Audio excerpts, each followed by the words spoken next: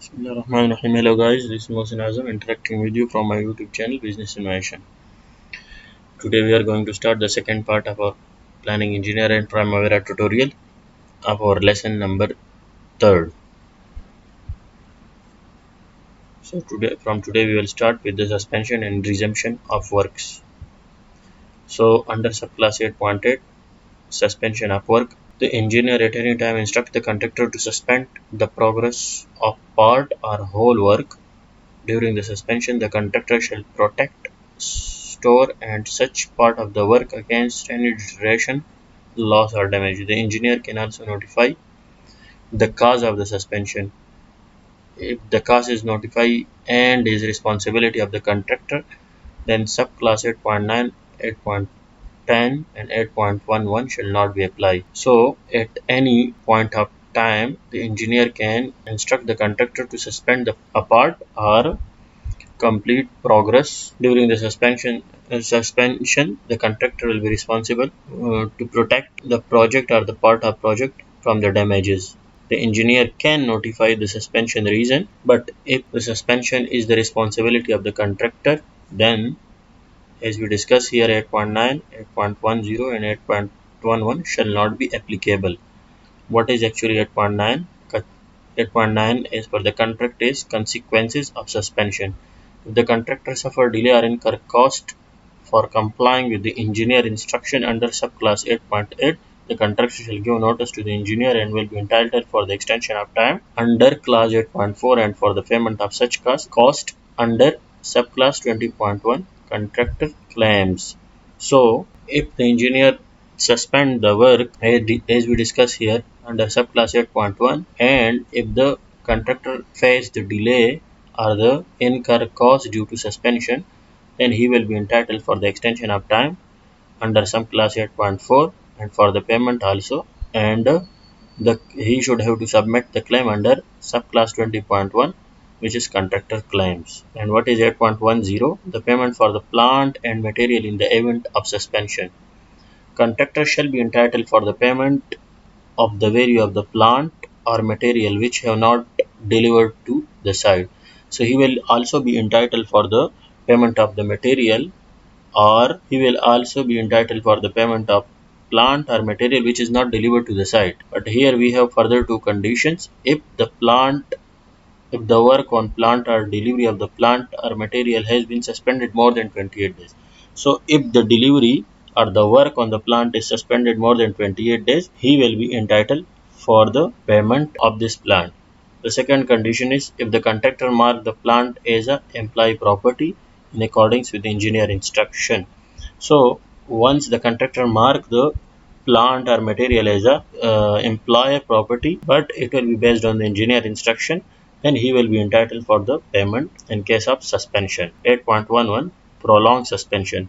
If the suspension under 8.8 suspension of work, which we discuss here, has continued more than 84 days, the contractor on the engineer formation can proceed with the work. So if the work is suspended more than 84 days, the contractor can proceed with the work, but he should have to take the permission from the engineer. If the engineer does not give the permission within 28 days, so after requesting from the contractor side, the engineer will notify the contractor whether he can proceed or he can also maintain the same status as suspension of the work. But if the suspension further exceed more than 28 days, after 84 days, the contractor may give notice to the engineer, can treat the suspension as omission under subclass 13. 13 is basically variation adjustments. So if the suspension is a part of work, it's not the full project, the contractor can give notice for the omission of this part of work. But if the suspension affect the whole of the work, the contractor may give notice of the treatment under subclass 16.2 termination of the contract. But if the suspension is prolonged more than 84 days and after giving notice of 28 days, if still the suspension is continued for the whole project, the contractor can proceed by giving notice for the termination under 16.2, the termination by the contractor. But if the engineer instruct to proceed with the work, what they have to do? So here we have clause 8.12 resumption of the work. After permission to proceed is given, So if the contractor get the permission to start the execution again, the contractor and the engineer shall jointly examine the suspended work and the plant or the material affected by the suspension. So both the parties, the engineer and the contractor, should visit the suspended part of the work or full project if its full project is suspended, and after visiting and calculating the damages from the suspension, the contractor can proceed with the execution. Okay, next is termination. So in termination, first of all, we will discuss 15.1 notice to correct. If the contractor failed to carry out any obligation under the contract, the engineer may notify the contractor for the remedy within a specific reasonable time. So in this clause 15.1, this is actually a notice from the engineer for the correction of any defect, for the correction of any problem in the project at any time. If the engineer give notice to the contractor, contractor should have to remove the defect within a specific reasonable time. 15.2 is termination by the employer. The employer will be entitled to terminate the contract in case failed to comply with 14.2 performance security. If the contractor failed to submit the performance security or notice under 15.1, as we discussed 15.1 before that, this is actually a notice to correct for any defect or any problem in a project. Number B is abandon the work or intention not to continue the performance of his obligation under the contract if if the contractor abandoned the project or the progress of the project is very slow and they are not completing their responsibilities. The third one is without reasonable excuse. There is no excuse to proceed with the work in accordance with clause 8. If the contractor without any excuse they are not going to commence the project.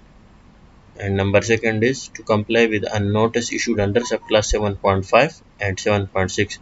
What is actually 7.5 and 7.6? 7.5 is rejection. Rejection is after completion of any part of work. If the engineer reject the part, for example, as is written here, engineer will give notice to the contractor. Reason, the contractor have to make effort to carry out his own cost.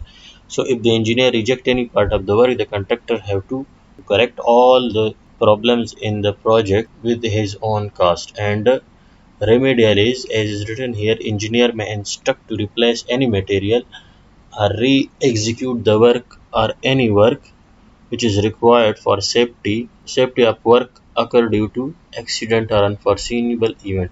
So due to any accident or unforeseen event, if the engineer instruct the contractor to rework any part of the work which is mandatory for the public safety, the contractor should have to complete this within 28 days after receiving it. Subcontract the whole, or if the contract main contractor subcontract the entire scope of work, or if he become bankrupt or go into liquidation or any administration order made against him. So in this case, the employee can also terminate the contract or give offer to any of the person commission or anything of the value. So from the contractor side, any person of the contractor cannot offer any commission or anything to the engineer or any representative from the employer. The employer, upon giving 14 days notice to the contractor, so what the employer will do, if any of the clause which is written here, if the contractor does not obey, the employer have to give 14 days notice, and he have to terminate the contract and expel the contractor from the site. Same will proceed the termination, and here we have 16.1 contractor entitlement to suspend the work. In the previous slide we discussed this is the entitlement for the employer to suspend the work. Now in this slide we will discuss the contractor entitlement for the suspension. If the engineer failed to certify in accordance with subclass 14.6, this is the certification or the payment issue of interim payment certificate. So if the engineer failed to issue interim payment certificate to the contractor, or if the employee fail to comply with 2.4, this is employee financial arrangement, or 14.7 is actually the payment, or if the employee fail to release the payment to the contractor may give 21 days notice. So after the contract become aware that the delay is coming, and under 14.6 the issue of interim payment, or there is no such arrangement for the payment, or the payment is delayed, he should have to give 21 days notice to the employer. And after 21 days of the notice, he can suspend the work or reduce the work until the contractor receive the payment, or if he receive the payment or reasonable evidence or any evidence or payment as the case may be, and as described in the notice. So after giving notice, if within 21 days, if the contractor find any evidence of the arrangement of the payment, or if he receive the payment before giving the notice, so within 21 days, if he receive the payment certificate or the payment, the contractor shall resume the normal work as soon as it is reasonably practicable. If the contractor suffer delay or incur cost as a result of suspension of work, or reducing the rate of work, shall give notice for the engineer for the entitlement under subclass 20.1. So, upon suspension, if the suspension impact the overall completion of the project, or if it increase the cost of the project for the contractor will be entitled under subclass 20.1. 16.2 termination by the contractor. These are the conditions upon which the contractor can proceed with the termination of the contract.